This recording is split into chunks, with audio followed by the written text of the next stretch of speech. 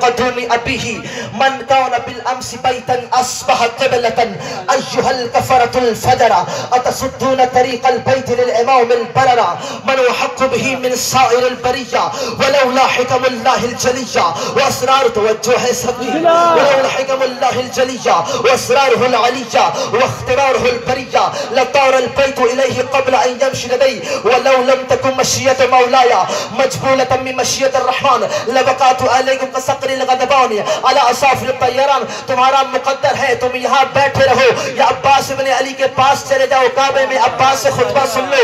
ولولا حکم اللہ الجلیہ واسرارہ العلیہ واختبارہ البریہ لطار البیت الیہ قبل ان یمشی لدی ولو لم تکن مشیت مولاي مجبولة من مشیت الرحمن لبقات علیکم كصقر الغضبان على أصافر الطيران ولفديت بالهامات للسيد البريات هيهاتا هيهاتا هيهاتا هيهاتا هيهاتا فانظروا ممن شارب الخمر ممن صاحب الحوض والكوثر. ما شاء الله ما شاء الله.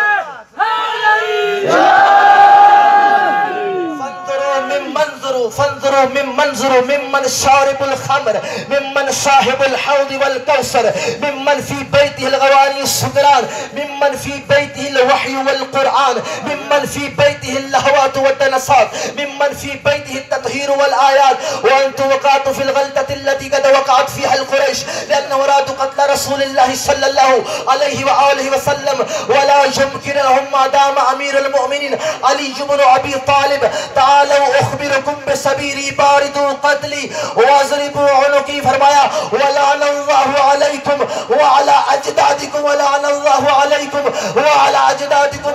میرے عباس بن علی نے غلاف کعبہ میں ہاتھ ڈال کے تاریخ ساز ایک جملہ ارشاد فرمایا الحمدللہ الذی شرف هذا بقدوم ابیہ. یا تمہیں کیا پتا حسین کون ہے؟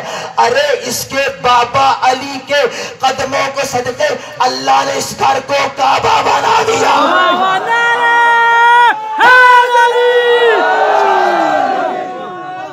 تمہیں کیا پتا یہ علی کون ہے حسین کون ہے؟ من کان بالامس بیتن اصبح قبلۃ. جو پہلے گھر تھا علی کے قدموں کے صدقے کعبہ بن گیا. اور فرمایا لطار البیت الیہ قبل ان یمشی لدی ولولا حکم.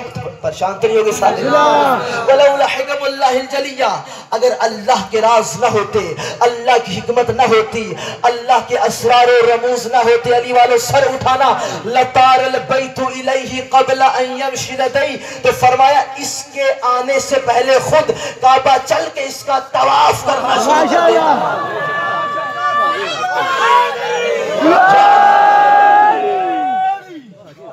مصائب کا ایک جملہ ہی پڑھوں گا لیکن خطبے کے چند الفاظ کا ترجمہ سماعت فرمائیے. قد استلم الناس الحجر والحجر يستلم لدي. بھئی میں جب یہ عربی میں پڑھتا ہوں بڑا لطف اندوز ہوتا ہوں. اے کاش مجھے اللہ پڑھ دیتا میں پرواز کر کے ہوا میں بلند ہو کے عباس بن علی کا جملہ میں پرواز کر کے کہتا. فرمایا قد استلم الناس الحجر والحجر يستلم لدي. کہ لوگ اس بات سے ترستے ہیں حجر اسود کا بوسہ لیں. حجر اسود کی خواہش ہے حسین کے قدموں کا بوسہ لیں.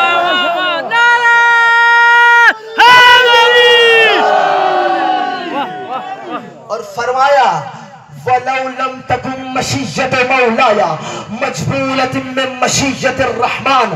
اگر میرے آقا حسین کی مشیت اس اللہ کی مشیت کے تابع نہ ہوتی تو عباس تم پر اس طرح حملہ کرتا جس طرح بھوکا شیر اپنے شکار پہ حملہ کرتا. اور پھر اگلا جملہ کمال کر دیا. فرمایا اتخوفون قومی یلعب بالطفولیہ فکیف کان فی الرجولیہ. جوانوں سر اٹھانا.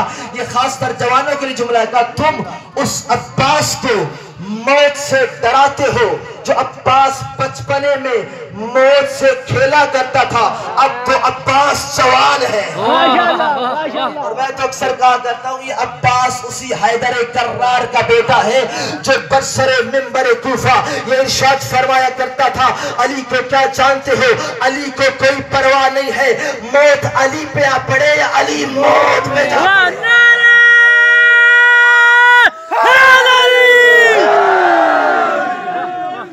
سارا خطبہ چھوڑ رہا ہوں. آخری اعلان جو عباس بن علی نے کیا, سارا خطبہ چھوڑ دیا. پھر موقع ملا انشاءاللہ, خدا نے توفیق دی تو بڑا عباس کے زبان سے فضائل حسین سناؤں گا. فرمایا عباس بن علی غلاف کعبہ میں ہاتھ ڈال کے, حیدر کرار کا شیر بیٹا بن کے, فرزند فاطمہ بن کے ایک اعلان کرنا چاہتا ہے, ایک قانون بنا کے جا رہا ہے. وَلَعْنَ اللَّهُ عَلَيْكُمْ وَعَلَىٰ أَجْدَادِكُمْ وَلَعْنَ اللَّهُ عَلَيْكُمْ وَعَلَىٰ أَجْدَادِكُمْ. عباس نے قانون بنا دیا کہ سنو, یزید کے پالتو کتوں اور حاجیوں کے لباس میں آئے ہوئے درندوں, میں عباس اعلان کر رہا ہوں, جس دل میں بھی حسین ابن علی کی محبت نہ ہوگی اس پہ بھی لعنت ہوگی, اس کے بزرگوں پہ بھی.